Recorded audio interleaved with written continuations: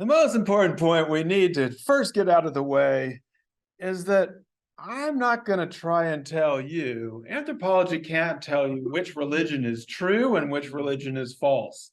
That is not part of the anthropological idea. We do not study religion because we're trying to make you believe one. We're trying to figure out if it's true or not. So those are questions that only you can answer. Anthropologists bracket the question of truth or false, and we simply go in and try to figure out how people make sense of their lives, the ways in which religious worlds are real, meaningful, and powerful to those who live in them. So even though if I might not believe that the earth goes around the sun, but it's important to understand the people who do believe that and how it makes their lives important. I think maybe I meant the sun goes around the earth. Anyway, you'd be able to figure out which one is true or false. One of the first people, one of the big people to talk about religion was Émile Durkheim. Amy, first up is Durkheim's idea of life as and religion as being related to things that are sacred, and his division between the sacred and the profane, or the religious and the secular, you might say, or the holy and the mundane. And that in some ways, once you enter into this sphere of religion, you are then talking about things that are sacred. And it's a quite interesting idea here.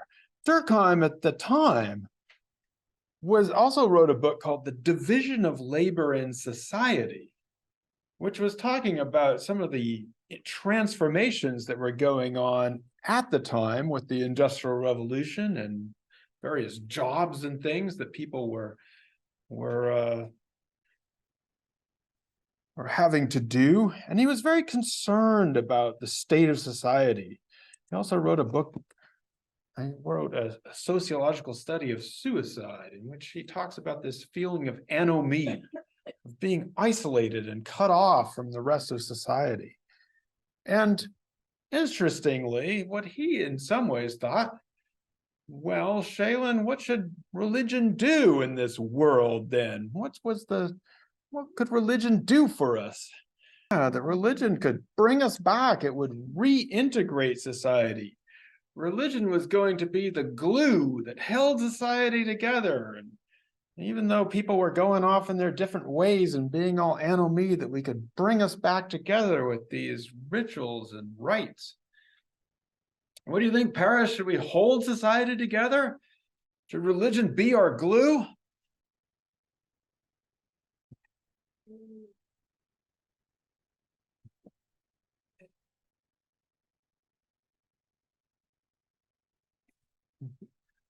Basically, I took your last line to be, wait a second, why do we want the society? Why do we want religion to be the glue of society holding it together?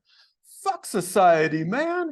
We're going to overthrow the society. We're going to turn instead to Karl Marx, who was the original fuck society guy. He's like, division of labor, we're going to turn that thing upside down. So,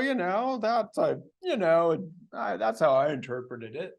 The idea that, hey, why do we want to glue society together if actually the division of labor is the one class exploiting each other?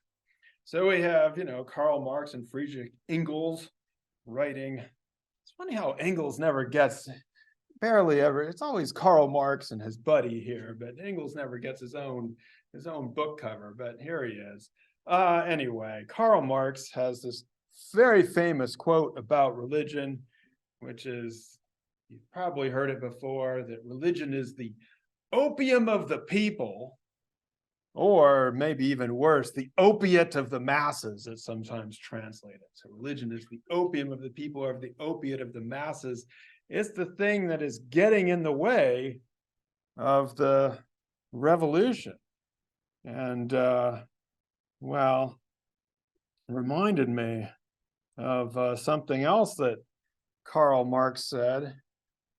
The philosophers have only interpreted the world in various ways. The point, however, is to change it. This is actually on Marx's tombstone. That's something he wrote, but there it is. This person got a picture of it. Alex, is this a very good anthropological way to approach religion? So I said no. Why not? Um, For me or you as an anthropologist to go in, and if you saw somebody doing anything that looked like religion, believe that that was the opiate of the people and it was dulling your senses and you really needed to be woken up from it. It's not a very anthropological approach to understanding people, right? Yeah, so this is, Marx wasn't an anthropologist. He was trying to change the world. He didn't care, he didn't care about philosophers and their interpretation of the world. So yes, he wrote, religion is the opium of the people or the opiate of the masses. I guess the one thing I would say is I would caution you a little bit about this quote. Its full context is a little bit less, I think it's a little less harsh. Religion is the sigh of the oppressed creature, the heart of a heartless world, and the soul of soulless conditions. It is the opium of the people. Now, there's two things that I would, because this quote is often taken out of context, I think Marx is actually thinking a little bit differently about, for one thing, opium wasn't seen as an addictive drug that we all have to get off of. It was more something that was seen as a medicine, just any kind of medicine. A narcotic, true, but not necessarily have the addictive context that it has today. But the other thing is, if you think about this quote in its context, I think Marx is kind of saying, well, given the society that we live in, religion does play the heart of a heartless world. It can play these roles. But in general, I think it is safe to say that Marx thought of religion as getting in the way of the revolution that he was promoting.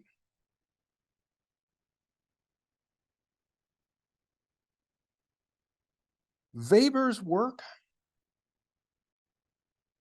was in some ways a counterpoint to many of Marx's points, or a different way of saying things for sure. Weber was drawing attention to other things in history than the class struggle and materialism of Karl Marx. And his most famous book is Protestant Ethic and the Spirit of Capitalism. What's going on in there, Elvis? This is a different perspective, right? You wouldn't necessarily associate Protestantism and the Protestant ethic with this idea of capitalism. Now, it's actually a sort of a short book. I'm not going to call it an easy read, but it's an interesting exercise. Basically, what Weber is saying is that capitalism is not just the desire for wealth. Weber says that in many different societies, people have had a desire to accumulate wealth. But once they get wealth, well, let's put it to you this way. If you got some wealth, you win the lottery, or you do something great and all of a sudden you'll get a bunch of money. What are you likely to do with that money? Yeah, I mean, live it up, right? Live lavishly. And who's going to come around? This is why everybody, if you ever win the lottery, try to keep your name out of the newspapers, because all of a sudden, everybody wants a little piece of your money. And for most lottery winners, they end up back to where they were in 5 or 10 years, often worse off because now they're in debt. I've read some pretty horrible news articles about people revealing that they won the lottery in the mail and then they get murdered like a week later. It's really horrible. Yeah, I guess that's even more extreme. So Weber is saying that, like, in most of history, when people would get money, they would either spend it, they would create a cathedral, they would give it away. What they wouldn't do is try to save it and reinvest in the business enterprise. and to live as if they hadn't necessarily gotten more money. The point of getting money was to live well, right? And so he says that actually it's this ascetic commitment that the Calvinists had, that you should, even if you got wealthy, you shouldn't be ostentatious. You shouldn't just spend it all. In fact, you should reinvest it in whatever it is you're doing. That leads to this idea of kind of generating more and more money instead of just, buying up a title or or putting it into a monastery.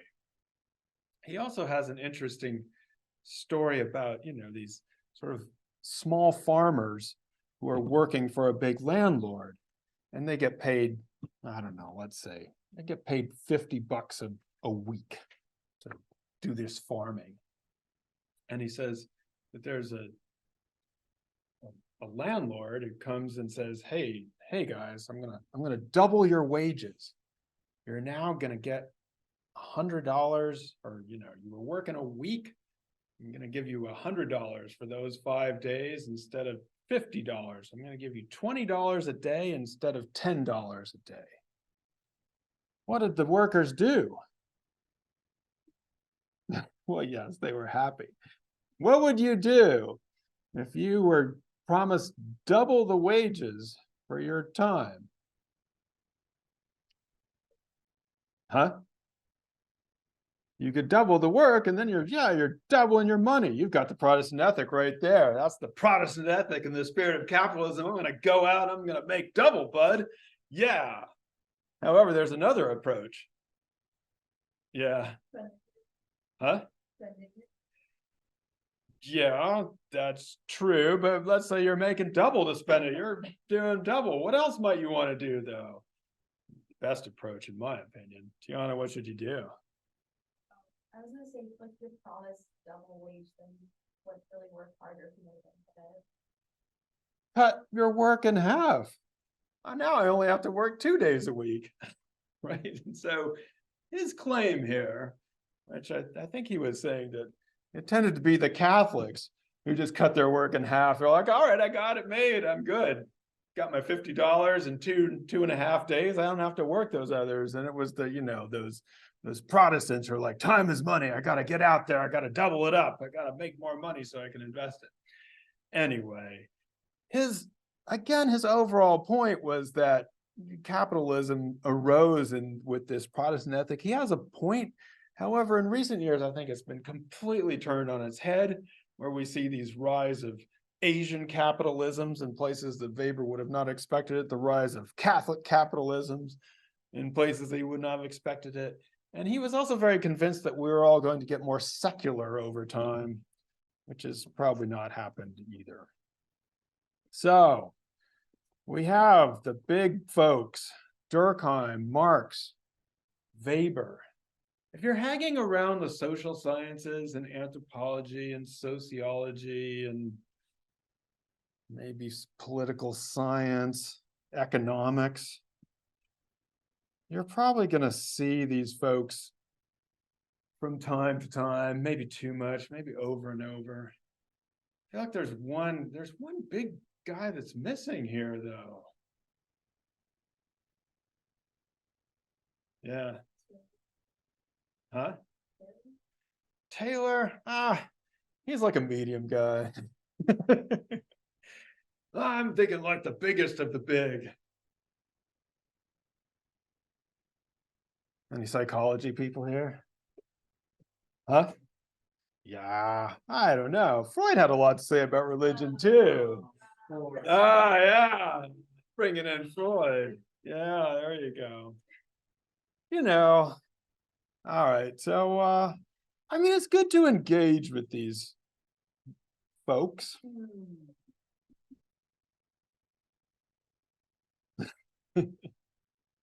One of my favorite anthropologists, probably the person who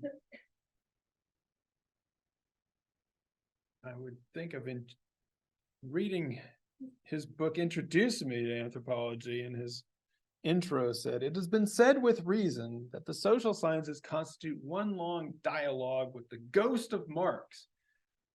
Now, all these guys are big, they're all dead, but they're all guys. I would say it is good to know, it is good to sort of know what they were talking about and think about. Without, at the risk of sounding absurd, though, it is kind of also true that they were all pretty wrong about religion. And I say at the risk of sounding absurd because here I am talking to about 12 of you, and these guys wrote books that have been read by millions of people. And so to say that they're wrong is kind of weird. But I feel like even in this chapter, we should at least turn our attention to what some of the women were doing and some of the rituals that were going on, and maybe get away from some of the big ideas. And I feel like in this chapter, Guest hides the contribution of some of the pioneering female anthropologists like Audrey Richards. He does discuss this book, Chisungu, is about girls' initiation ceremonies. And the good thing about Audrey Richards is she wasn't wrong. She was describing what people were doing, and she had a very good sense of the richness of interpretation in their own lives. And I think it's important to figure out what people are doing when they're doing these rituals. And one particular group of rituals are those that anthropologists call rites of passage. Rituals that we use, that probably in all societies people have, to get us from one stage of life to another, to turn girls into women, to turn bachelors into married people, to go through life's processes, to go through death in a meaningful way. And the Dutch anthropologist, ethnographer back about 100 years ago wrote a book called The Rites of Passage. And he looked at these in different areas of the world and felt that in many ways they followed a familiar pattern. That people were separated from the group that they belonged to. Then they enter this period of transition where there's some sort of ceremony, and then they are reincorporated into life in their new role.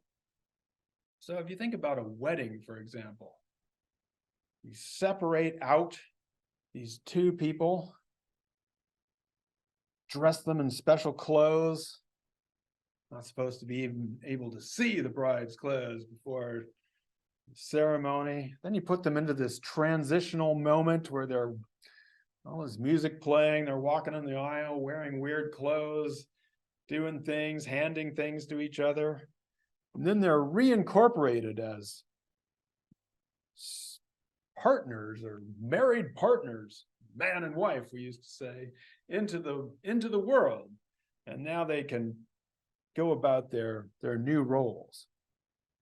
Again, Audrey Richards describes this in her book on this initiation practice for girls, turns girls into women society, where they'd be isolated from the rest of their group, go through a number of rites, and then reincorporated as their new role.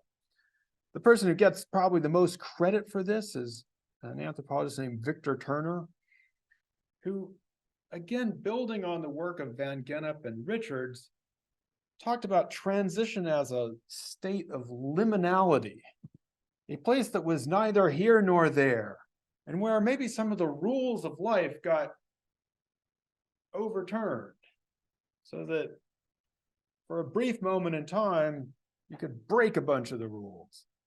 Like, I don't know, if you've ever been to a wedding where all of a sudden somebody takes the cake and smears it in the other person's face. I hate that too, but that's like one of the things people do. Or, you know, why is it that like at weddings, all these people are like sleeping with each other all of a sudden, you know, like when they're not supposed to be? It's like a kind of a trope now. It's like an idea. And so what Turner was saying is that during these moments of ritual, the regular structure of life gives way to this feeling of communitas, when things might be overturned and that you're now in a new community structure, or a new anti-structure, which is that of sharing and being able to overturn the rules. Now, you can do this for little moments like weddings, funerals, baptisms, communions, first communion, quinceañeras, sometimes. But you can also think of it as whole periods of life. For example, college. You separated out from the rest of society, come into this place, put into this time of transition where the usual rules don't apply. Maybe you try out some different substances, which might not be legal, but you can try them out anyway. World gets kind of topsy-turvy. It doesn't matter as much anymore. And then in graduation, you're reincorporated in another rite of passage. The graduation ceremony is itself a ritual, because then you have to put on those funny clothes and you get a hood on. But then you get put out into the world as a college graduate, as an adult, as an educated member of society. Turner also talked about pilgrimage here in that sense. And Hartwick sometimes feels like a pilgrimage. You ever listen to that song we sang? Like the brave we climb this mountain. I know, it shouldn't be. So it's a way to analyze. It's a way to analyze our societies in both the little aspects and the big aspects.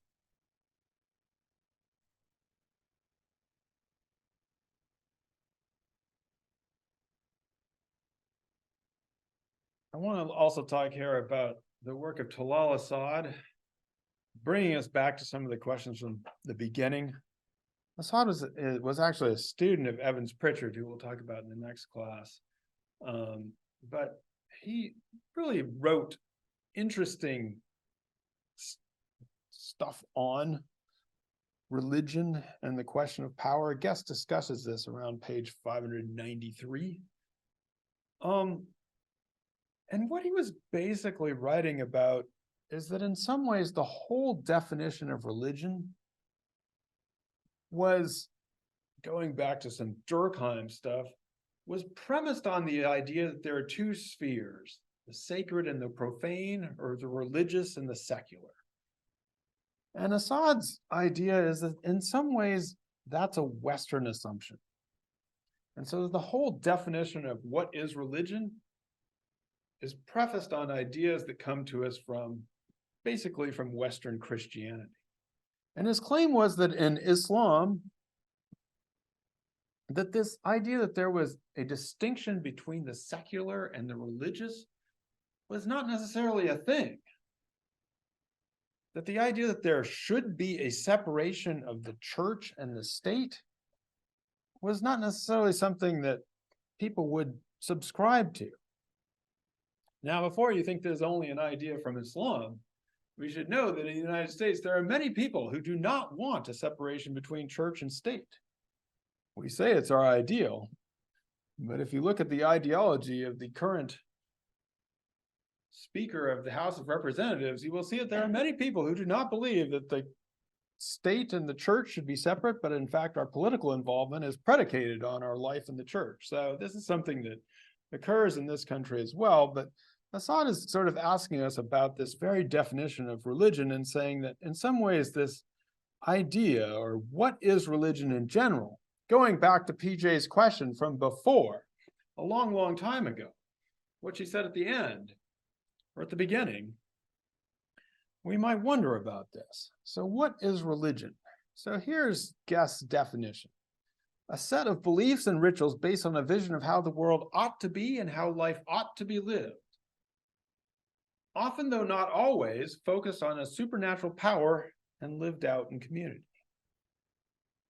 Now, let's just say since Guest himself says that it's not always focused on a supernatural power, let's just take that little part out. A set of beliefs and rituals based on a vision of how the world ought to be and how life ought to be lived out in community.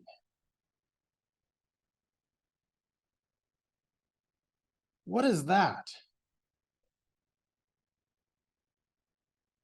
Yeah. I think that goes back to, oh, what was his name? Dur- Durkheim. yeah, he was talking about like the profane and the sort of not profane, like the set of things that you are and are not supposed to do. Well, I guess that's what I'm saying. Like, let's say we take the sacred and the profane out of it, right? He was saying that religion is about the sacred, and that we divide the sacred from the profane, the supernatural from the natural. Well, let's say we don't. Let's say we don't divide the sacred and the profane, right? Let's say we just say, if I say, yeah, Elvis.